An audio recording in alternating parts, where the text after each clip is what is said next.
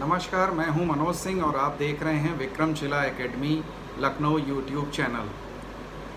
आज के सेशन का प्रारंभ हम लोग करेंगे संसद में हो रही गहमा गहमी को लेकर के। और ये गहमा गहमी क्यों है? अविश्वास प्रस्ताव को लेकर के है, नो कॉन्फिडेंस मोशन को लेकर के है, जो विपक्ष सत्ता पक्ष के खिलाफ या मोदी सरकार के खिलाफ लेकर के आया है। लगातार संसद में गहमा गहमी चल रही है, आरोप प्रत्यारोप लग रहे हैं, इंडिया और एनडीए के दांव पेच लग रहे हैं और सत्ता पक्ष और विपक्ष दोनों ही इसमें जूझ रहे हैं। अगर हम बात करें कि अविश्वास प्रस्ताव या नो कॉन्फिडेंस मोशन इससे पहले लास्ट कब आया था, तो इससे पहले मोदी सरकार के पहले कार्यकाल में तेलुगु देशम पार्टी की तरफ से जो उसके लीडर थे चंद्रबाबू नायडू, वो अविश्वास प्रस्ताव लेकर के आए थे। लेकिन वो अविश्वास प्रस्ताव मोदी सरकार के खिलाफ गिर गया था और मोदी सरकार को उससे कोई नुकसान नहीं पहुंचा था। उस समय तेलुगु देशम या चंद्रबाबू नायडू के उस अविश्वास प्रस्ताव के खिलाफ 325 मत पड़े थे और पक्ष में 126 मत मिले थे। मोदी सरकार का ये दूसरा कार्यकाल था जिसमें अविश्वास प्रस्ताव लाया गया है। और इस बार अविश्वास प्रस्ताव किस मुद्दे पर लाया गया है? तो जो ज्वलंत मुद्दा है मणिपुर मुद्दा, मणिपुर में जो हिंसा हुई और जिस प्रकार से महिलाओं के साथ दुर्व्यवहार का वीडियो वायरल हुआ, उसके बाद पूरे देश ही नहीं अंतर्राष्ट्रीय स्तर पर भी मणिपुर हिंसा की चर्चा हुई और विपक्षी दलों ने इसी मुद्दे पर सरकार को घेरने की तैयारी करी और नरेंद्र मोदी सरकार पर तमाम आरोप प्रत्यारोप लगाए। इस बार अविश्वास प्रस्ताव या नो कॉन्फिडेंस मोशन कांग्रेस के सांसद गौरव गोगोई और तेलंगाना की जो भारत राष्ट्र समिति के सांसद हैं नामा नागेश्वर राव, ये लोग लेकर के आए हैं और इन लोगों ने नोटिस दिया है जो लोकसभा के स्पीकर हैं ओम प्रकाश बिरला को। तो अविश्वास प्रस्ताव का नोटिस ओम प्रकाश बिरला जी को दे दिया गया है। 8 अगस्त से ही उस पर चर्चा चल रही है। अब सवाल ये उठता है कि आखिर ये अविश्वास प्रस्ताव या नो कॉन्फिडेंस मोशन होता क्या है? जब किसी मुद्दे पर विपक्ष को नाराज़गी होती है तो लोकसभा का कोई भी सांसद सरकार के खिलाफ नो कॉन्फिडेंस मोशन ले करके आता है। इस बार मणिपुर हिंसा को लेकर के लगातार विपक्ष संसद में हमलावर था, सत्ता पक्ष के ऊपर हमलावर था, नरेंद्र मोदी के ऊपर सीधे सीधे आरोप लगाए जा रहे थे और सरकार को घेरने के लिए इस बार अविश्वास प्रस्ताव लाया गया है और ओम प्रकाश बिरला जी ने इसको स्वीकार भी कर लिया है।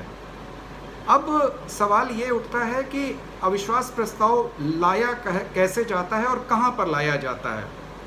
तो ये लोकसभा में लाया जाता है और जो भी विपक्षी पार्टी का सदस्य इसको लाता है उसको अपने इस प्रस्ताव के साथ 50 लोकसभा सांसदों का समर्थन होना चाहिए। तो गौरव गोगोई जो अविश्वास प्रस्ताव इस बार लाए हैं कांग्रेस के नेता, उस अविश्वास प्रस्ताव पर 50 सांसदों के दस्तखत हैं, इसीलिए ये अविश्वास प्रस्ताव ओम बिरला जी ने स्वीकार कर लिया है। और इसके लिए बाकायदे लोकसभा का जो रूल 198(1) है और 198(5) है, उसके तहत ओम प्रकाश बिरला जी ने इस अविश्वास प्रस्ताव को स्वीकार किया है और इस पर चर्चा के बाद वोटिंग होगी। अगर हम भारतीय संविधान की बात करें या अविश्वास प्रस्ताव के परिप्रेक्ष्य में अगर हम भारतीय संविधान को देखें तो भारतीय संविधान का आर्टिकल 75 क्या कहता है? आर्टिकल 75 कहता है कि जो मंत्रिपरिषद है यानी प्रधानमंत्री और उसकी जो काउंसिल है, मंत्रिपरिषद है, वो किसके प्रति जिम्मेदार होती है? तो उसमें स्पष्ट लिखा हुआ है कि मंत्रिपरिषद जो है प्रधानमंत्री सहित वो लोकसभा के प्रति उत्तरदायी होती है। और लोकसभा में कौन लोग होते हैं? जनता के द्वारा प्रत्यक्ष रूप से चुने गए रिप्रेजेंटेटिव्स होते हैं, यानी एक तरह से जनता का रिप्रेजेंटेशन लोकसभा में होता है। तो निश्चित रूप से जो मंत्रिपरिषद है या प्रधानमंत्री और उसकी काउंसिल है वो जनता के प्रति जवाबदेह होती है, और उसके लिए आवश्यक होता है कि लोकसभा सदस्यों का उसके ऊपर विश्वास बना रहे, उसका बहुमत बना रहे।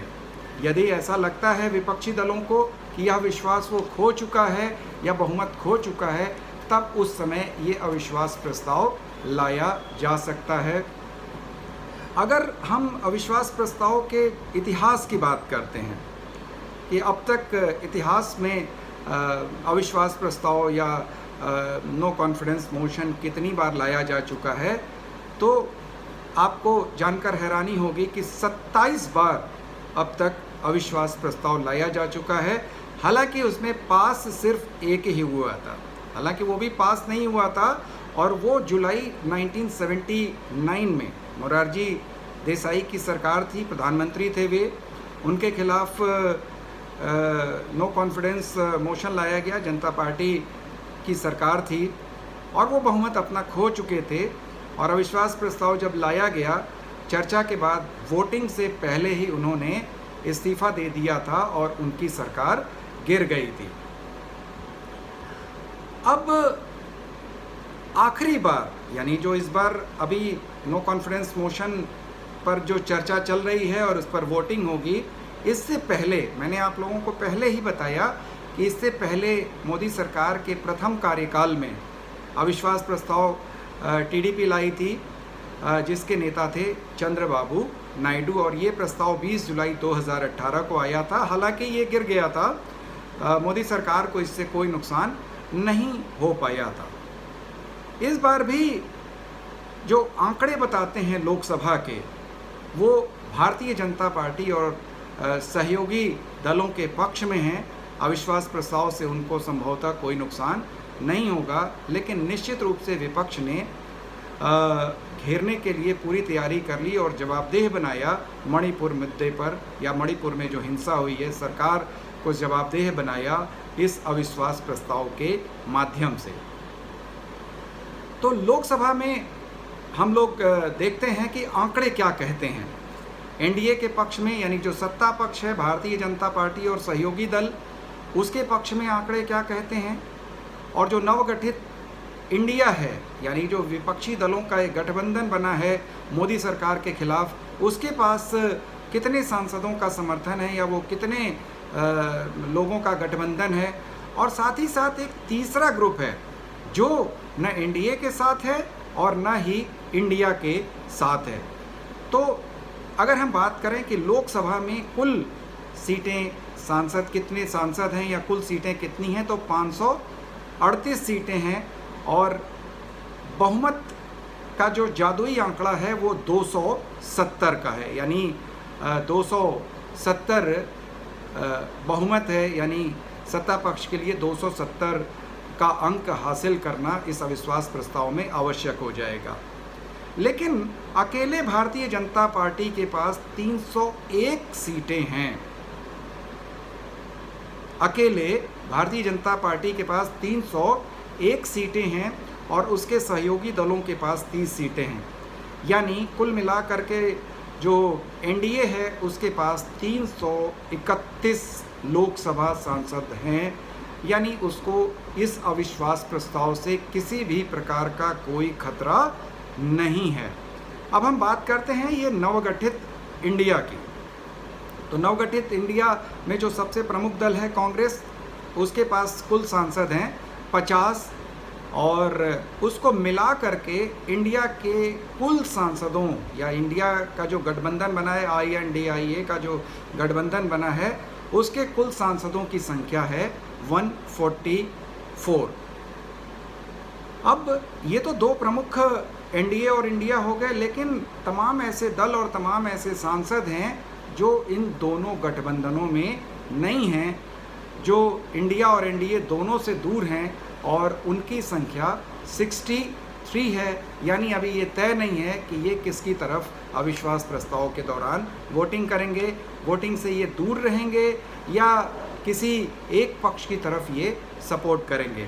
इसमें जो प्रमुख दल हैं, जो एक तरह से निर्गुट हैं या निरपेक्ष हैं, बीएसपी है बहन मायावती का, जो उत्तर प्रदेश में अपना अच्छा खासा प्रभाव रखती हैं, उनके 9 सांसद हैं। इसी प्रकार से बीजू जनता दल जो उड़ीसा में है, उसके 12 सांसद हैं, और बीजू जनता दल खुल के बोल चुकी है दिल्ली सेवा बिल के मामले में भी कि वो एनडीए यानी सत्ता पक्ष का सपोर्ट करेगी। इसी प्रकार से वाईआरएस जगन रेड्डी की पार्टी के पास भी 22 सीटें हैं। तो इस प्रकार अगर हम लोकसभा के आंकड़ों को देखते हैं तो एनडीए को यानी भाजपा यानी मोदी को और सहयोगी दलों को किसी भी प्रकार का कोई खतरा दिखाई नहीं देता है, और वोटिंग के बाद ये स्पष्ट रूप से साबित भी हो जाएगा कि पलड़ा किसकी तरफ भारी है। लेकिन भले इससे भाजपा को कोई नुकसान न पहुंचे या मोदी को कोई नुकसान न पहुंचे, लेकिन निश्चित रूप से विपक्ष सत्ता पक्ष को अपनी कमज़ोर संख्या के बावजूद घेरने में सफल रहा है, और पूरे देश का ध्यान उसने इंगित करा कि किस तरीके से मणिपुर हिंसा को लेकर के भारतीय जनता पार्टी प्रारंभ में असफल रही और उसने उतना ध्यान नहीं दिया वहाँ की समस्या को लेकर के। और अब आगे निश्चित रूप से सत्ता पक्ष इस मुद्दे पर अब ज़्यादा ध्यान देगा, भले ही वो अविश्वास प्रस्ताव में उसको कोई नुकसान न पहुंचा हो। तो उम्मीद है कि आप लोगों को ये पूरा प्रकरण समझ में आया होगा। अविश्वास प्रस्ताव क्या होता है, इस पर हम लोगों ने आज चर्चा की। आप लोगों से एक अनुरोध है कि आप लोग कृपया इस चैनल को सब्सक्राइब करें, लाइक करें और ज़्यादा से ज़्यादा शेयर करें। आज का वीडियो बस इतना ही। अगले वीडियो में हम लोग किसी और नए मुद्दे पर चर्चा करेंगे। नमस्कार, जय हिंद।